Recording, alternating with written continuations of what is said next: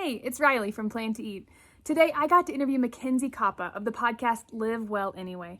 Today, we talk all things back to school planning, from meal planning to tips and tricks to getting your kids ready to get themselves ready for school, and so much more. We know this is going to be an amazingly helpful video, and we're so excited to share it with you. Hope you enjoy it, and subscribe below for more. Well, hi. Hello. We're so excited to get to chat with you today, MacKenzie. This is MacKenzie Koppa, and I'm going to let her introduce herself, but we're excited to get to chat with her about back to school and how she meal plans with Plan to Eat and how she just generally takes care of the crazy that is the back to school season. So yes, so with that, there's a lot of that. Oh yeah, so much crazy. Yeah. Well, I am MacKenzie Koppa. I am a voiceover actor, and I am the podcast host of Live Well Anyway. It used to be called Cultivating the Lovely. We are going into actually our 7th season of the podcast, but the 2nd season of it being called Live Well Anyway. I am a single mom to 4 kids. They range in age from 6 all the way up to 15. So I've got kind of like the gamut right now, high school, middle school, and elementary school. It feels crazy. And yeah, that's kind of me in a nutshell, what I do. I talk about a lot of living well anyway online and finding those ways where we can be planning better or living better, even when we're in the middle of life's chaos. So that's what I'm about. I love that. So how do you manage to plan for children in so many ages? See, I guess with the older ones, they might help a lot. Well, you'd be surprised. The older ones are boys. So, there's a little bit less of that. Like through the pandemic year, I definitely felt like my 8-year-old in 3rd grade was more on top of it than my middle schooler. Like, what gives, guys? Holy moly. Like I could leave her to just be independent and she'd get it done. But the older guys, they need a little bit more like, hey, this is how we do this. And I think in a certain respect, they're also used to it because I've been planning is like my jam. So they've been used to mom, like kind of like laying out the planning. But even this past summer, I've allowed them to step into it a little bit more, which was going out on a limb for me. Like, hey, what do you guys want your days to look like? Like, what do you think you need to get done in the morning? That kind of thing. We are starting to make some of those transitions into like letting them have their say with stuff. Yeah.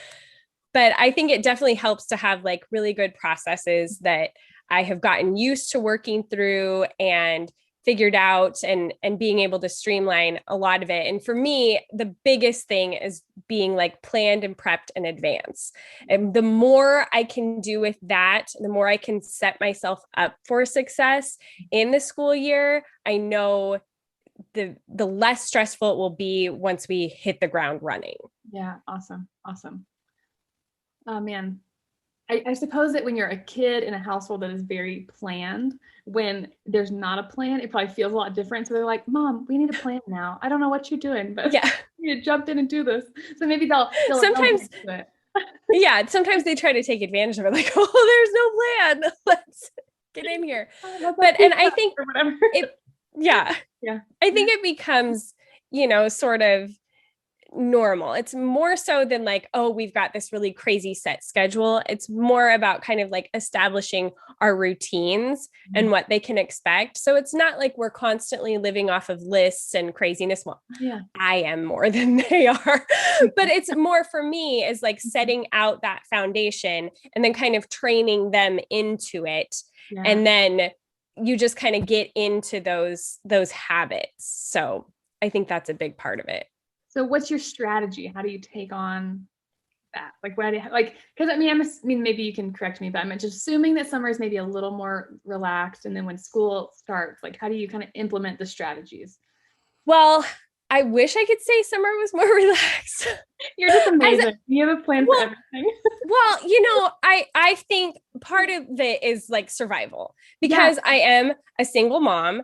I work from home. I am the only income that we are bringing in. So summer can't be quite as relaxed as I would like it to be. I wish it could just be like, oh yeah, we're just going to, hang out and go to the pool every day, but that can't be the case. So for me, summer is actually a lot more stressful because they're here while I'm trying to work. And so if I didn't have a plan for how to juggle both things, then hi, we don't have a house anymore. Thanks, guys. You're going to have to cooperate. So, I mean, I do feel like I have to have a certain amount of planning and routine.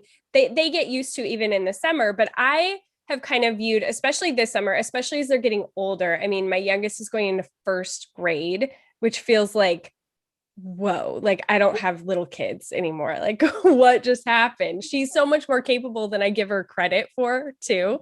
Yeah. And so I've let this summer kind of be like the training ground of knowing we are going to need certain habits in place for fall that I don't want to be dealing with anymore. Like you guys are old enough. So a big focus for us this summer has been laundry. Like you guys need to be putting away your own laundry and starting to do your own laundry. Hi, 15-year-old, like you're going to be out in the world soon. Like, so trying to establish some of those kinds of things to kind of get us ready for fall.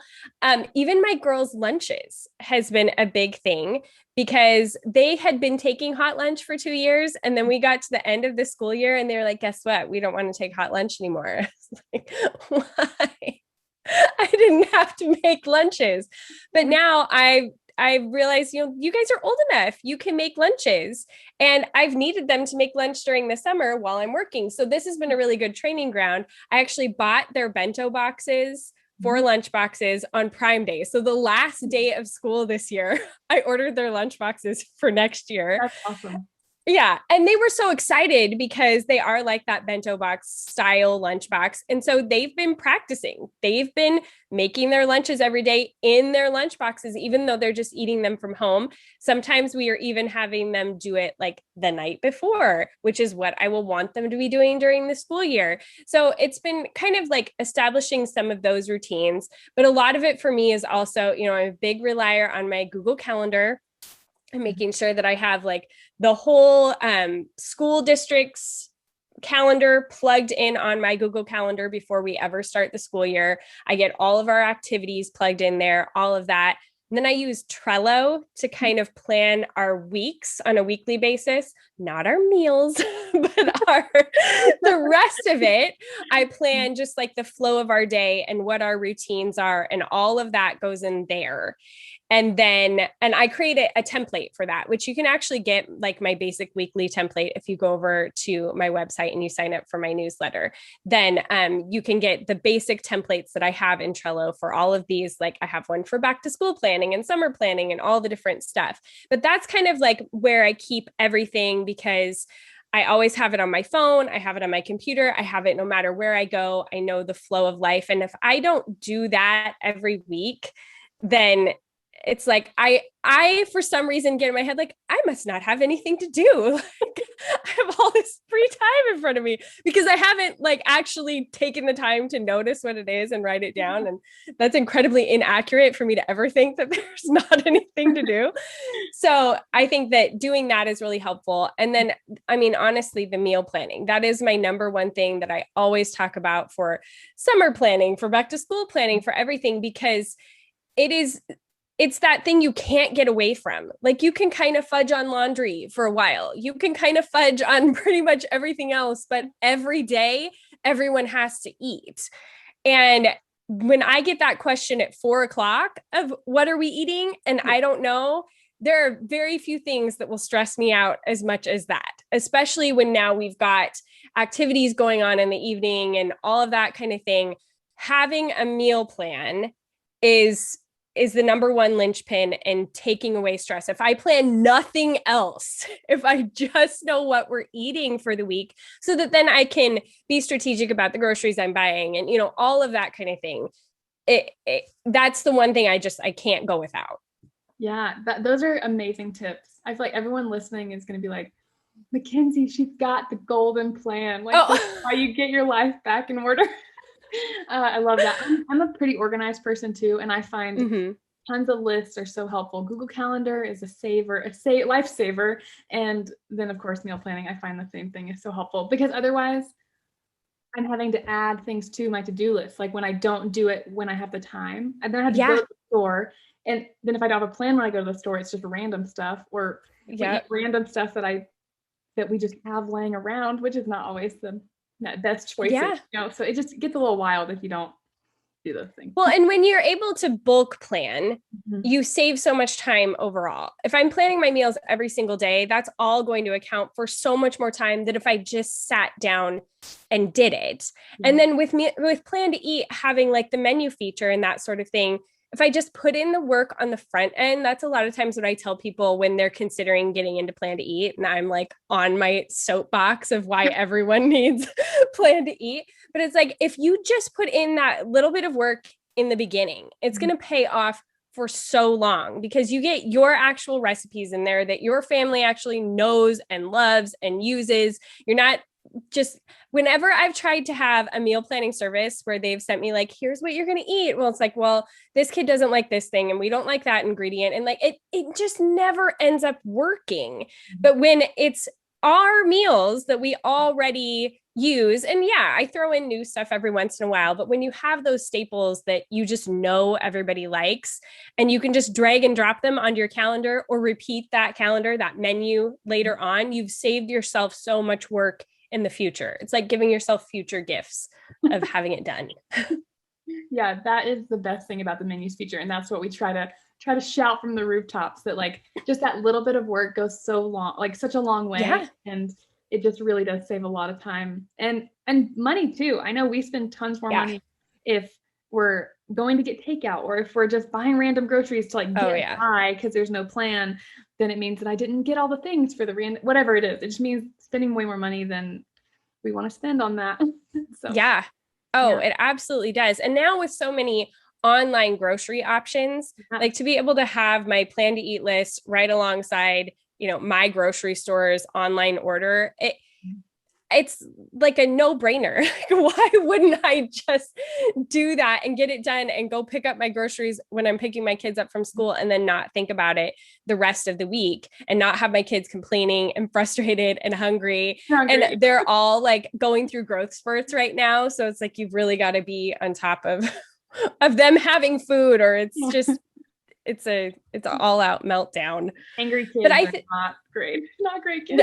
No. And honestly, hungry moms aren't either. It's a thing. Yeah. Oh yeah. But I think also like the big part for me of planning my meals, because people are always like, well, I plan them and then that's not what we end up having that night or whatever. And for me, I do usually end up sticking to, most of the time, if I've planned it, that's what we're going to have.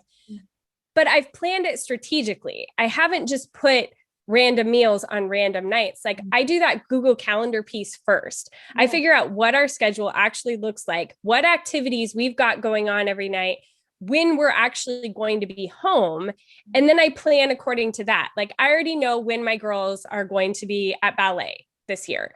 And so I know that on Monday and Thursday nights, we're not going to be home till like 7. I need to either be having leftovers from something fabulous we had on the weekend, or I need to be planning like a crock pot meal or an instant pot meal that's like ready to go by the time I get home. Mm-hmm. And so just having that forethought of not getting home at 7 and then thinking, what do we need to eat? How long do I need to be cooking for? If I'm trying to cook for an hour when I get home, that's not practical. That's not going to happen. That's when I'm going to end up going and getting takeout instead because I didn't plan well.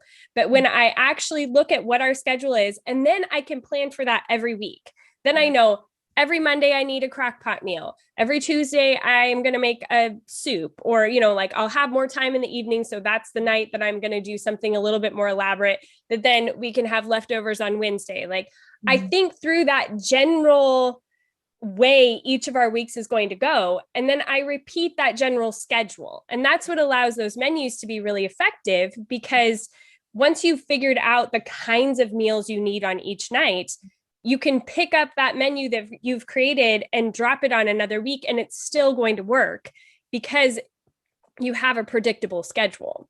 Right. And then on the off chance there is something crazy that happens, you can just move it around and it's just 2 clicks and you've still got a meal for the next night and you're all set. These are meal planning. This is meal planning gold. These tips are going to help so many people. I'm really excited. And, it's interesting. Like I created a homeschooling course years ago when I was still a homeschooler, and I'm not anymore.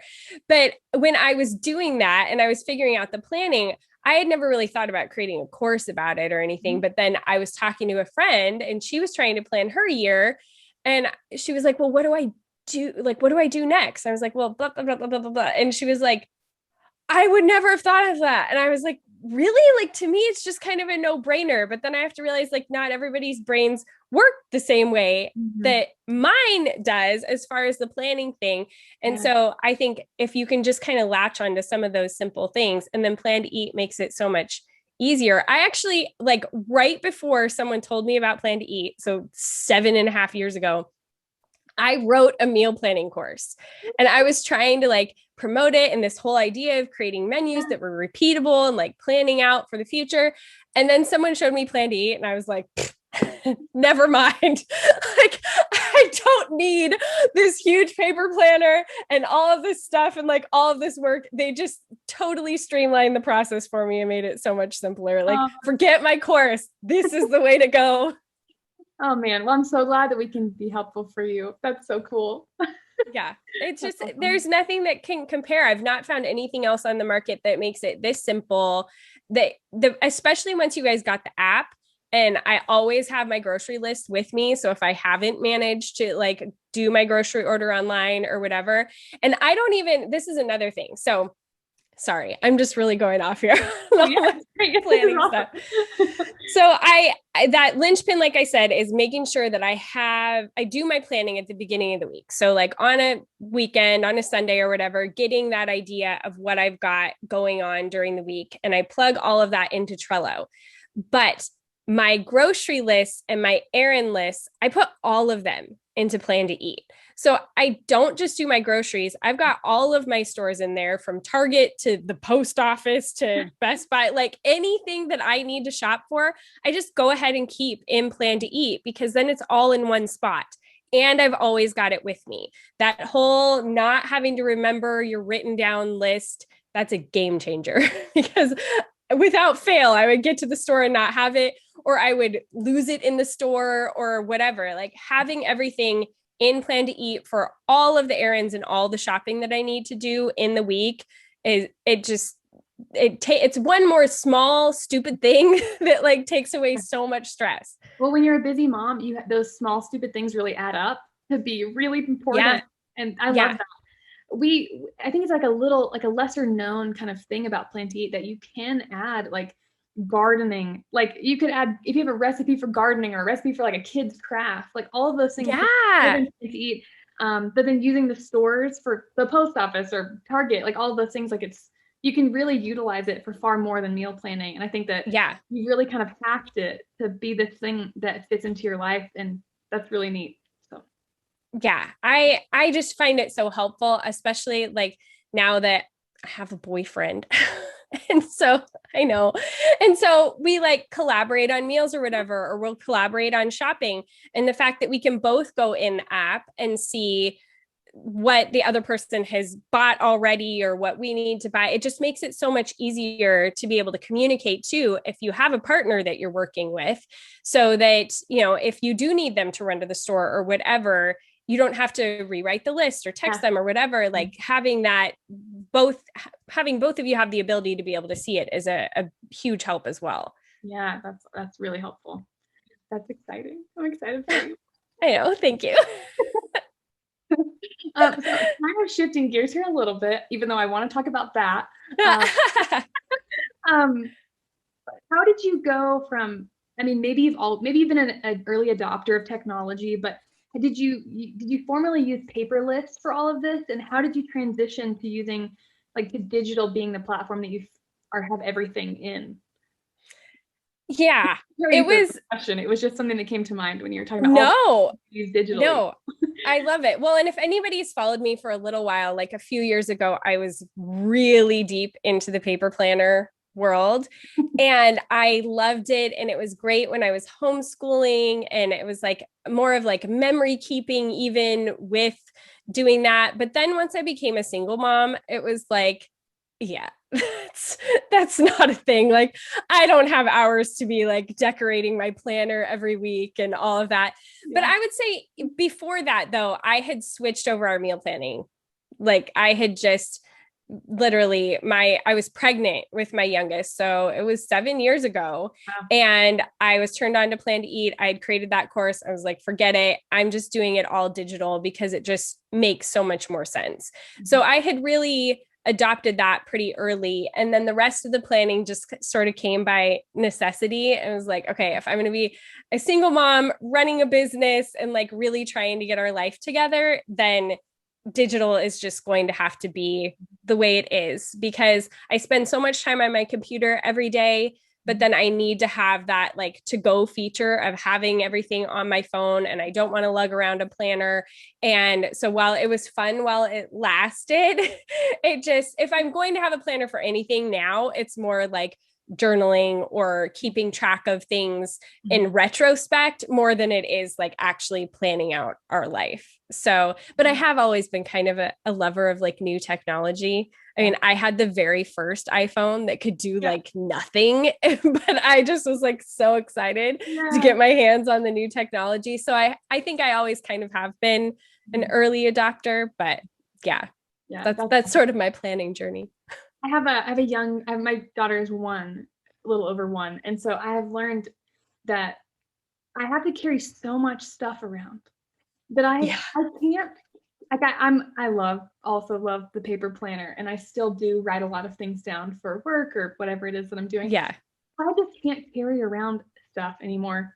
I'm going to carry it on my phone because I have to, but I can't also take a planner when I have a diaper bag and a computer bag and a lunch bag and like whatever else. I can't carry around the stuff anymore. So well, and as my kids have gotten older and they've been involved in so many more activities, like I'm not that crazy Google Calendar lady who has a separate color-coded calendar for every person in the family and like combinations of different people. Like if it's something that's just my girls are doing, then they have their own girls calendar. Like, I mean, it's a little insane, but it works and it's color-coded and it's all together. But I couldn't keep up.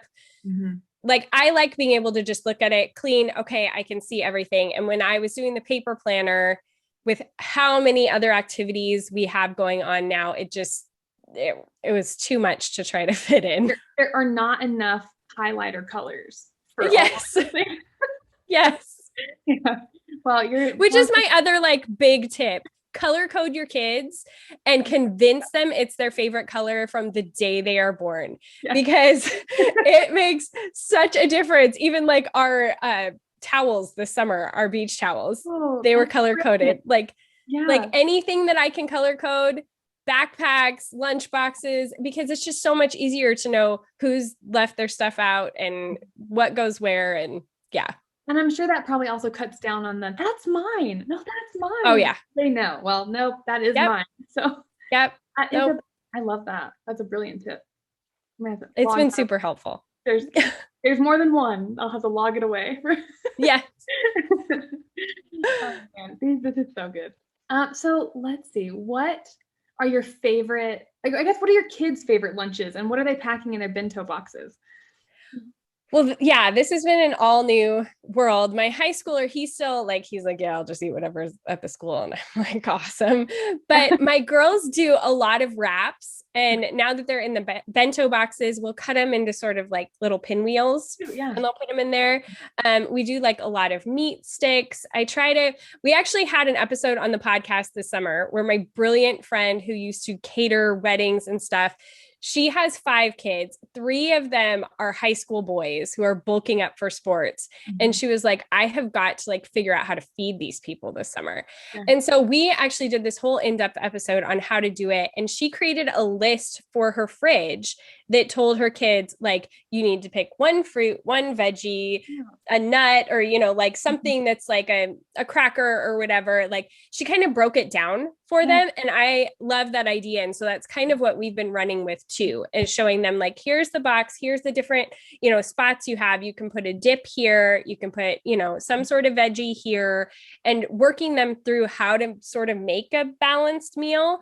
And I think it's helping me too, to not do as much like buying, like, okay, we're not going to buy just all the processed chips and whatever. Like, you guys can take nuts and a meat stick and carrots and some strawberries. And so just like it's been a good kind of revamp for all of us, but it's also simplified it a lot. That's really cool. Like, that's another great tip. This is just chock full of them, but I love that.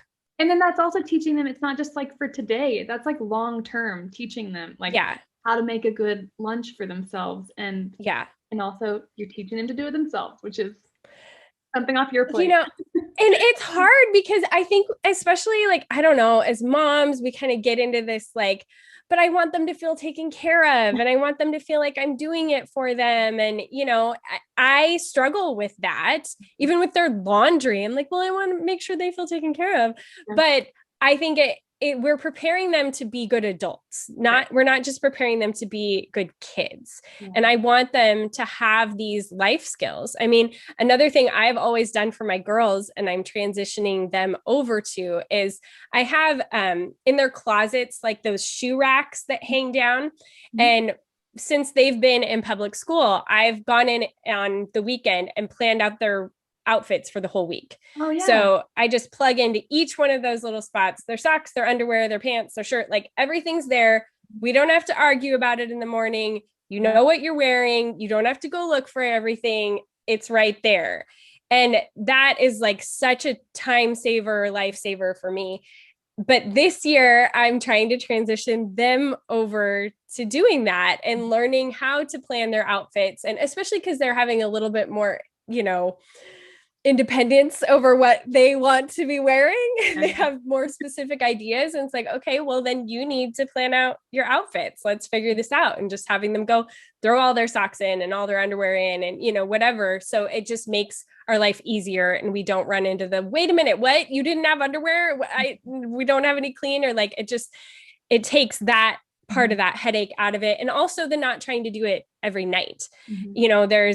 That's another thing I had written down to talk about is my evenings. That evening routine is huge for back to school, making sure that the backpacks are packed the night before. If possible, I even put them in the car. Like, we're not even trying to remember to get them there. Like, as many steps that I can remove from my morning, the better, because mornings are just always chaotic. None of us are really morning people around here. The more that I can get done, even if there's anything I can prep for breakfast, making sure those lunches are packed, water bottles are filled, snacks are in the backpack, all of that. And also now trying to bring my girls in, because my oldest, they pretty much take care of that stuff. But my younger ones, like getting them into that habit of doing it. And I know for a while back to school, it's going to be like me doing it alongside them until they really get those habits established. But getting as much of that done the night before as we can is a lifesaver in the morning. I think I need to implement some of these things into into my life. Like, I mean, a lot of these tips, of course, but like the picking my outfits out, that's a great, I need to do that. That takes my time. I know it really does make a difference when you just like kind of know what you're going to wear. And it's like one less thing you have to decide. And the more you can bulk decide stuff, I mean, it's the same with meal planning. The more you can bulk decide it, the less time it's going to take overall. It takes up less brain space, and you can have that to do something else. Yeah. Awesome. The more I can remove from my brain, the better. Yeah, which is why lists and writing things down is so helpful for me, because if it's on paper, it doesn't have to live in my brain. So I love all of these are amazing. You do a lot of stuff the night before. Do you have like a one day a week where you sit down and do your weekly planning or your menu planning, or is like a one specific day every week, or do you do it when you have time? What does that look like? I mean, generally it's in the summer, it's been harder, but generally during the school year, I try to allow for that, like on a Friday, to get myself sort of prepped for the next week. So I don't have to do it on the weekend. But if I don't have the time on a Friday, then I will definitely do it on a Sunday. And it doesn't take a lot of time, like once you kind of have those templates there, like I've created my Trello template, the things that repeat over and over and over again are always in there. I'm not having to re-put it in every week, but it's a good brain jog to just look over it and remember everything and put all of my new to-dos for the week in there. So I do try to do that at least before Monday at the very latest. If it hasn't gone the way I've wanted to, then that's like the first thing I have to do on Monday morning to make sure that, we have a fairly smooth week. But I do try to have the meals planned before Monday hits. When I create my Trello board, I create it from a Monday to a Sunday.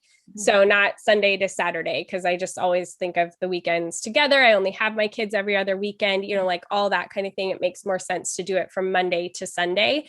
And so Sunday is kind of like my deadline for getting anything prepped, the outfits, the planning, the meal planning, hopefully getting in my order to the grocery store so I can pick it up on Monday, all of that kind of thing. I try to have done like deadline Sunday. That's great. Yeah, that's really good. And that also gives you time to not be working, like in the school year, not be working on those kinds of things when you do have that time to spend with your kids because they're in school. Yeah. So then you're not having to do all those things. That's really great. That's awesome. Yeah. Let's see. So, well, yeah, that's all so good. So let's talk about what you like to eat. I mean, we talked about lunches, like what are your go-to dinners? Like what are some of those menus? Like what are they full of? What kind of recipes do you guys like to eat?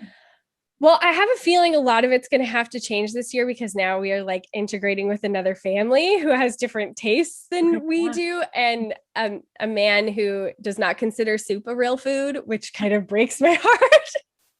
Because like in the past, we've usually done just, especially with like my kids' crazy schedule with back and forth, and our parenting plan is kind of like insane. But like I have different variations of kids every night of the week. So I know like certain nights I need less food and whatnot. So I would usually do a soup. Like I have a ton of soups in my plan to eat. Like, what is one of them? We do love a white chicken chili. We have like a potato gnocchi soup with mushrooms and chicken. And so we do a lot of those. And then I plan, okay, this is obviously like very specific to my family, but I have to even clear my throat to go over this. Okay, so I have 3 of my kids on Monday. I have a different set of 3 of my kids on Tuesday, and then I have 1 kid on Wednesday.